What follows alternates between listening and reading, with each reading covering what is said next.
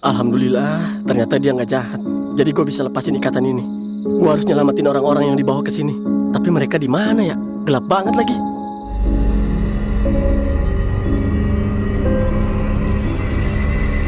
Alhamdulillah.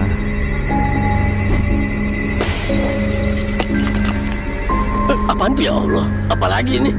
Coba ambil, Nak. Kayaknya itu pesan dari Pak Karto.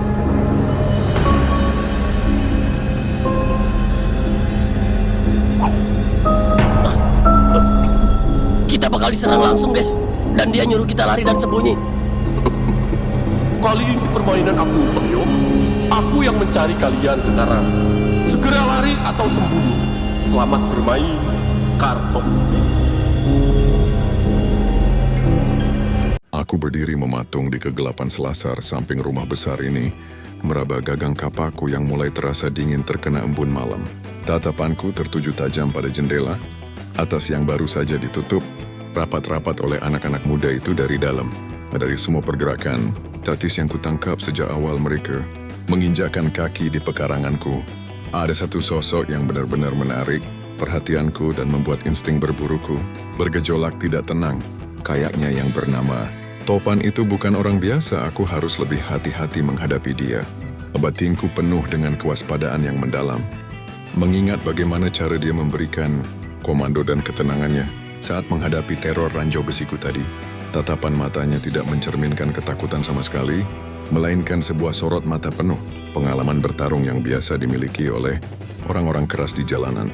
Menghadapi orang seperti Topan dengan cara ceroboh hanya akan menjadi bumerang yang menghancurkan seluruh rencana taktisku. Namun rasa gentar itu seketika sirna digantikan oleh gairah kegilaan yang sudah lama terkunci di dalam darah tuaku. Semakin tangguh musuh yang kuhadapi, maka akan semakin nikmat pula kepuasan yang kudapatkan saat berhasil meremukkan kesombongan mereka di tanah kekuasaanku sendiri. Gua masuk ke rumah itu dan mencari keberadaan mereka. Ada sis hati kecilku yang paling gelap, bersiap merayap melalui celah pintu belakang yang sengaja kubiarkan tidak terkunci sebagai jalan masuk rahasia bagi penyusup senyap seperti diriku. Langkah kakiku kubuat seringingan kapas saat mulai menaiki undakan semen basah menuju pintu kayu yang rapuh di bagian dapur. Kegelapan di dalam rumah ini adalah sahabat lamaku. Setiap sudut ruangan dan bunyi dari ubin sudah kuhafal di luar kepala sejak puluhan tahun lalu.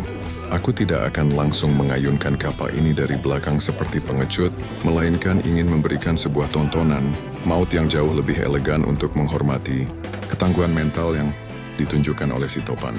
Dan gua ajak duel satu-satu pada mereka. Rencanaku di dalam batin dengan seringai.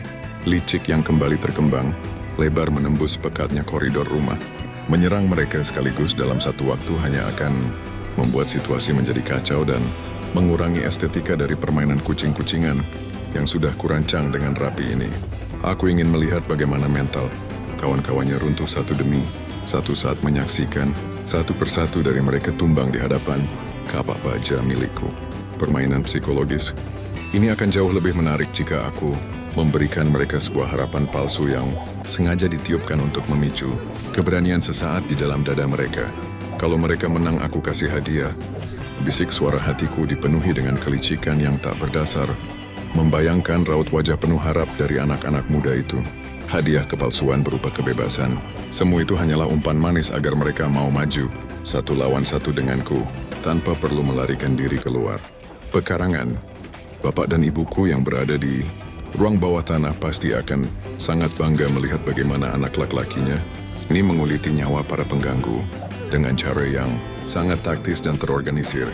Topan mungkin mengira dia sudah mengamankan seluruh area dengan mengunci rapat semua pintu depan tanpa menyadari bahwa sang pemilik rumah sudah berada tepat di belakang punggung mereka.